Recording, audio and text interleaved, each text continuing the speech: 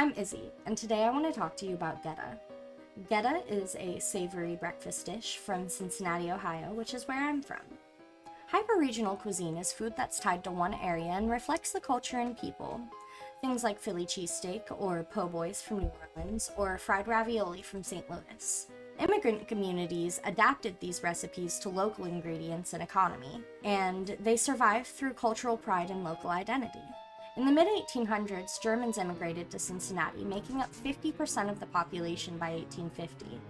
They settled in Over the Rhine, which is named after the Rhine River in Germany. In northwestern Germany, in the Lower Rhine region, there was a dish called Grützwurst, and Grützwurst became Goetta in Cincinnati. Originally, Grützwurst was made with ground meat, steel-cut oats, onions, spices, and then it was loafed, sliced, and fried. The purpose was to stretch meat and be economical and protein-rich. The Cincinnati version has a unique spice combo and lots of local tradition. To make Goetta, you'll need ground pork and beef, steel oats, water, an onion. I didn't use onion because my dad doesn't like onions.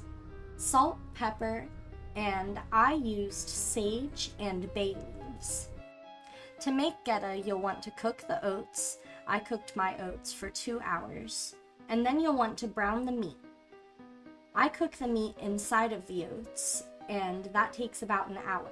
You would add all of the spices and then stir it continuously until it's finished cooking. After everything's all cooked, you'll want to press it into loaf pans and let it cool completely. And then you'll slice it into half-inch pieces and fry it for 3 to 4 minutes per side. Normally it's served with eggs toast, and people usually eat it with ketchup, but I prefer mine with syrup. Goetta is a symbol of Cincinnati German-American heritage. You can still find it in diners, grocery stores, and plenty of families still make it too.